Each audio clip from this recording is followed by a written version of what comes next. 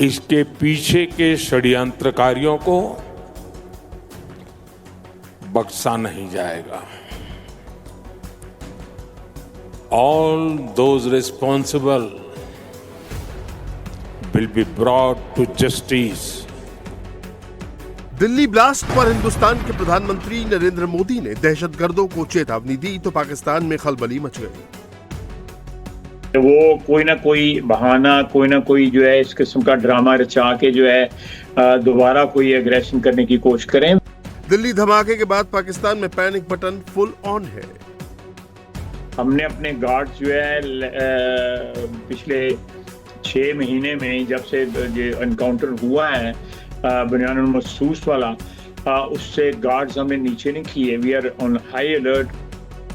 दिल्ली में bomb blast के बाद पाकिस्तान के हुक्मरानों की रात की नींद उड़ गई है। नींद में भी उन्हें ब्रह्मोस की आवाज सुनाई दे रही है। कहूँगा कि हिंदुस्तान मार्का हक के बाद तैयारी कर रहा है दूसरे हमले की और उसके लिए जवाब पैदा करना चाहता है। दिल्ली ब्लास्ट के बाद पाकिस्तान डर के साए में है। हमला होगा, ये बोल रहा है पाकिस्तान। मैं समझता हूं कि Pakistan is still at the state of war. Delhi धमाके के बाद एनआईए समेत तमाम जांच एजेंसियां जांच में जुटी हैं। ब्लास्ट को लेकर हर घंटे नए खुलासे हो रहे हैं।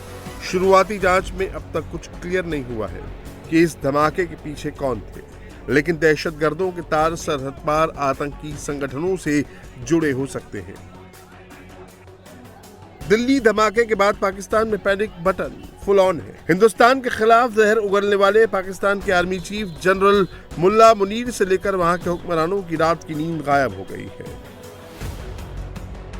पाकिस्तान को डर सताने लगा है कि अगर धमाके से जुड़े सबूत पाकिस्तान के खिलाफ मिल गए तो उसकी बर्बादी तय है।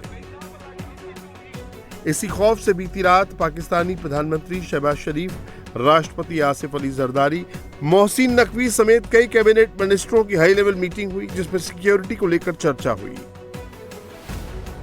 पाकिस्तान में इस बात की खूब चर्चा हो रही है कि दिल्ली धमाके के बाद भारत कभी भी हमला कर सकता है।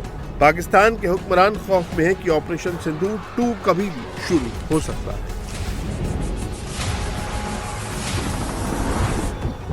जब तक वो नहीं पाकिस्तान का नाम ले रहे तब तक वो प्रेशर नहीं आ रहा। अगर पाकिस्तान का नाम ले दिया तो फिर आप हाई अलर्ट होगा फिर पाकिस्तान, क्योंकि एक्सपेक्ट किया जाएगा कि डोमेस्टिक कंपल्जन्स वहां पर हैं। कोई भी ऐसा एडवेंचर वो दोबारा कर सकते हैं। मैं I won't rule that out. जो आप जो बात कर रहे हैं उसकी बिल्कुल बड़ी स्ट्राक पॉसिबिलिटी जो है हमारे सामने है कि वो कोई ना कोई बहाना, कोई ना कोई जो है इस किस्म का ड्रामा रचा के जो है दोबारा कोई एग्रेशन करने की कोशिश करें।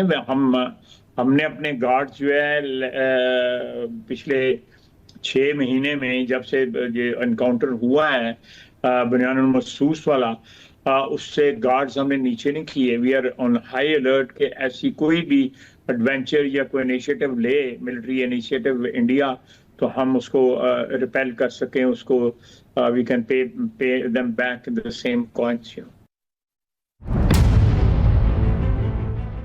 बॉर्डर से महज 50 किलोमीटर की दूरी पर हिंदुस्तान की फौज का ऑपरेशन त्रिशूल चल रहा है। जैसलमेर से सरक्रीक तक चल रहे इस ऑपरेशन से पाकिस्तान के दिल की धड़कनें बढ़ गई हैं। तोपों की दिल दहला देने वाली आवाज और फाइटर जेट्स की गड़गड़ाहट से फर्जी जनरल मुल्ला मुनीर और उसकी आर्मी की घबराहट बढ़ गई।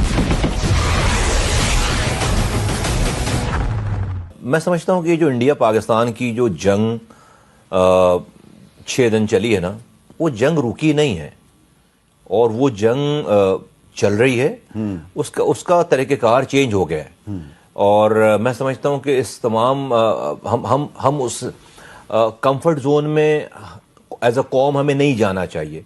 जिस तरह से हम उस 6 दिनों में हमारी एक्टिविटीज थी, हमारा माइंडसेट था, हमारे तौर तरीके थे, हमारी लाइक्स और डिसलाइक्स थी। मैं समझता हूं कि Pakistan is still at the state of war right now.